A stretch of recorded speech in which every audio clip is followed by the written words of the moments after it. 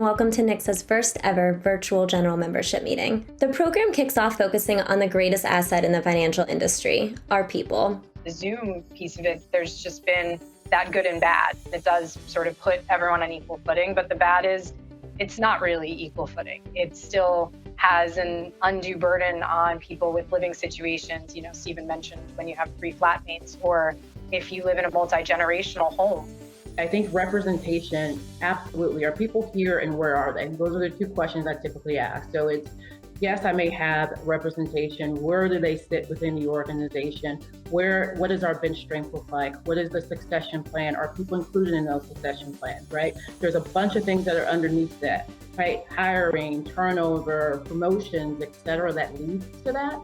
But I think there's ways that we can get so bogged down and look at individual, I would consider progress metrics, so that we don't get to the real KPIs and the key performance indicators of what you're trying to do with strategy. Spoiler alert, the pandemic hit and everyone was sent home. So based on the uncertainty of the pandemic and the expected need for increased mental health support, we very quickly pivoted, had about a 2-week contracting process so that we could offer an April 1st virtual launch to support our traditional, to supplement our traditional EAP. The solution of the acquirer here is that, number one, I think there is probably a view that less is more in terms of synergies. So cutting to the bone actually may be self-defeating. And so if you can see both the Franklin, like Mason, and the Morgan Stanley Eat Met transaction, both are not highlighting cost synergies as the main. It is on that list, but it is below many other strategic aims. The current great experience is a full digital experience from the top through the bottom. And many of the features that our clients are after are supported. That's in the retail space. I get 90% of the people on the phone are in the institutional space, but don't kid yourself, it is upon us right this second.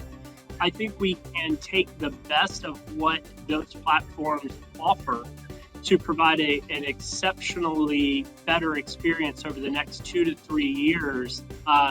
Change is upon us, and we don't change often as an industry. And I think we need to strategically figure out, where do we want to land in 2 years, and get those changes in order now while we are still willing to change.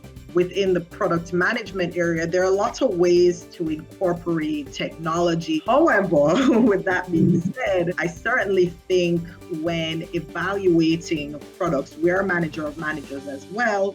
And there is a human element that I think is absolutely critical to that process. So do I think, over the long term, we'll see a full-on replacement of product management teams with this, with AI, for example? No, I do not. Younger advisors partner with older advisors and push technology adoption to the existing client base that they have, the older client base, and the older client base is wildly accepting of that and use that digital engagement often to grow the overall relationships. Amazes me, especially in the investment industry, and I know I'm talking to a lot of people that's what we do, that we talk about diversified portfolios.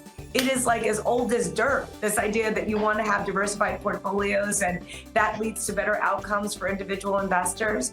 But we don't think about that same perspective of diversified people inside of corporations leading to a better outcome. We've seen innovation.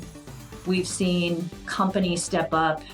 We've seen the U.S. use the power of what we're really good at, which is to bring to bear the market making abilities that we have and the investments that we have. For all the challenges, we are still in a democracy that supports the disparate voices, even if sometimes we don't always like what the voices have to say, which is very different from many other countries. He'd get invited to a lot of panels. And he'd get there, they weren't panels that he was running, and they would be manels, right? All white dudes on the panel. And he'd say, oh my God, I didn't want to be on a manel, but it's not my panel. I just said yes when I was asked. And so I said, you need to do what Mariah Carey does, right? Which is, she never shows up to a thing unless she knows who else is there. And there's a great opportunity for people who are hierarchically on the higher end in an organization to start saying, listen, I'm a white guy and I'd love to be on this panel, but here's what I require. We have a couple of young women in this office who I think would be terrific on this panel. This would be a good opportunity for them. I'll be on the panel if you book them too. Or there's a guy who's been here for 20 years. I think he'd be an amazing addition to this panel. I'll do it if you invite him as well. Right? Like you have in that moment of request, you can push for what you want. It's been generational for a long time. Grave injustices were done.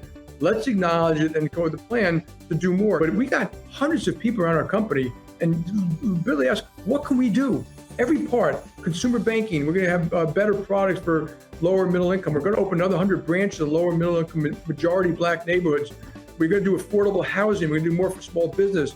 I'm working on maybe we can have an investment fund. We may partner with someone on this to make venture investments in the Black community.